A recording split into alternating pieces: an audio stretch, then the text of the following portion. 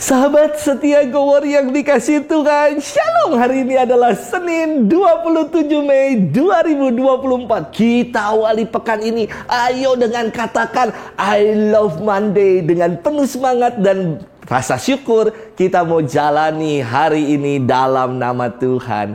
Kita mau bersama-sama merenungkan firman Tuhan hari ini yang diambil dari Injil Markus 10 ayat 17 sampai dengan 27. Mari kita siapkan hati kita.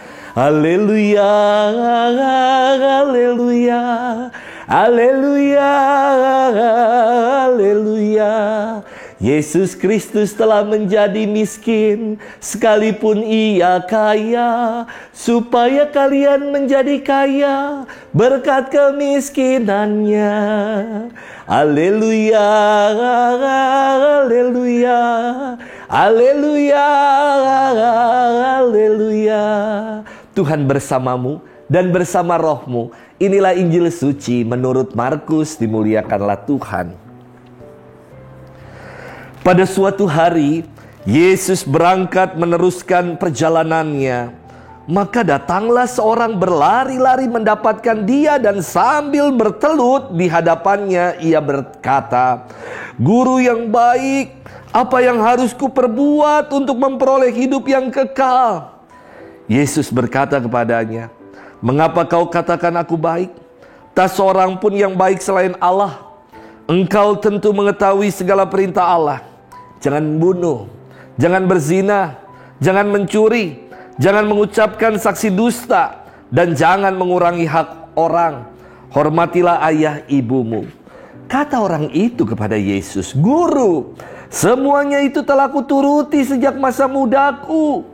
Tetapi Yesus memandang dia dan menaruh kasih kepadanya, lalu berkata kepadanya, "Hanya satu lagi kekuranganmu.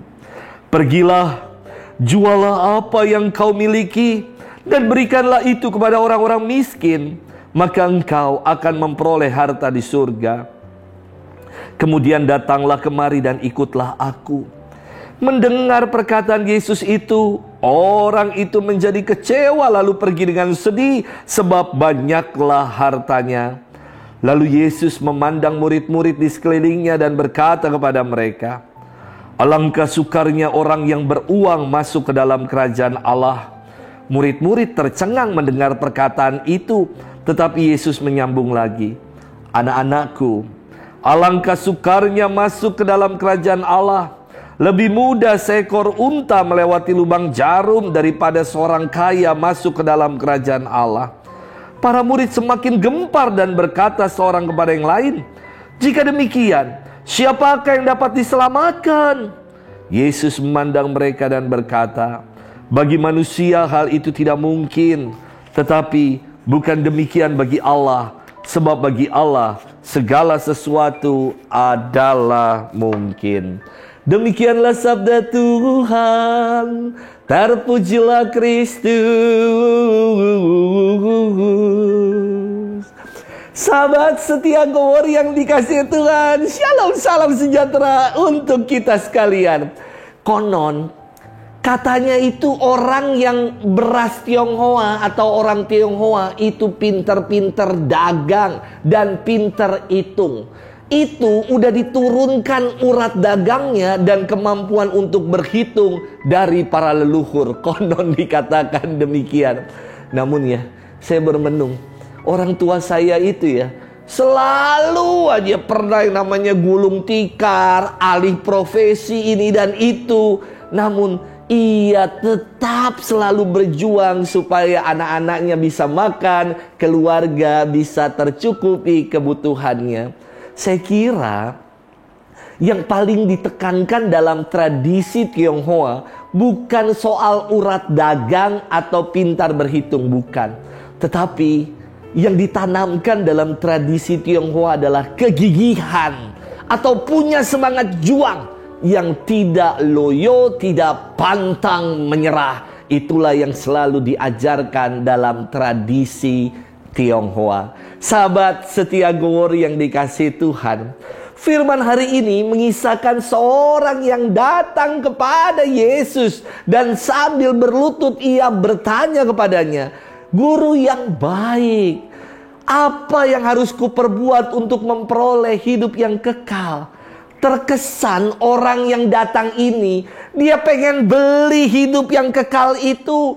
Karena dikisahkan ia adalah sebagai seorang yang punya banyak harta dan hidupnya juga baik. Bagi orang ini, harga kehidupan kekal itu bisa dibeli dengan segala perbuatan-perbuatan yang telah dilakukannya. Yesus memberikan sebuah jawaban yang istimewa atas pertanyaan orang ini. Dia katakan demikian, "Mengapa kau katakan kalau aku ini baik? Hanya Bapa saja yang baik, tak seorang pun yang baik selain Allah." Jawaban awal Yesus ini hendak mengajarkan agar jangan menilai diri sendiri sebagai pribadi yang baik. Karena jawaban dari Yesus ini hendak mengajarkan orang yang datang kepadanya agar jangan menilai diri sendiri sebagai pribadi yang baik karena telah melakukan perbuatan-perbuatan baik. Sebab kita melakukan semua perbuatan-perbuatan baik itu karena Allah yang telah terlebih dahulu baik terhadap kita. Kebaikan yang kita buat bukan semata-mata karena diri kita sendiri loh yang melakukannya. Namun karena kita berpartisipasi, bekerja sama dengan Allah yang maha baik itu. Singkatnya, kita ini hanya menjadi talang atau saluran untuk membagikan kebaikan Allah di tengah kehidupan. Maka lebih lanjut, Yesus mengutip perintah-perintah yang ada dalam hukum Taurat yang mengatakan, jangan membunuh, jangan berzina, jangan mencuri, jangan mengurangi hak orang lain, hormatilah ayah ibumu. Dan orang ini mengatakan, semuanya itu telah aku buat, apalagi yang kurang? Dan Yesus mengatakan yang kurang itu pada orang ini, hanya satu lagi kekuranganmu. Pergilah, jualah segala milikmu, dan datanglah kemari, lalu ikutlah aku. Mendengar apa yang menjadi kekurangan dalam dirinya, orang itu bukan pergi untuk menjual seluruhnya dan kembali untuk mengikuti Yesus, tetapi ia pergi dengan muka muram, dengan muka kecewa dan sedih, sebab hartanya begitu banyak. Inilah karakter pribadi yang melekatkan diri pada keduniawian, pada segala materi dan harta yang ia punya. Ia memandang kerajaan Allah sebagai sesuatu yang bisa ia beli. Ia memandang Allah dengan sifat yang transaksional. Aku melakukan segala yang baik supaya aku bisa membeli kerajaan surga itu dengan perbuatan-perbuatan baik yang telah aku buat. Yesus mengajak orang ini untuk meninggalkan kepentingan dirinya agar sepenuhnya mau mengandalkan Allah.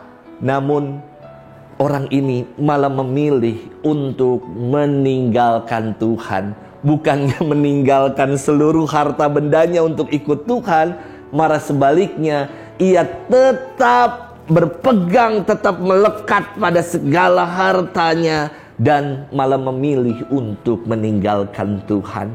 Sahabat setia Kuwori yang dikasihi Tuhan, hanya satu lagi kekurangan orang tadi, yakni bergantung pada Allah sepenuhnya.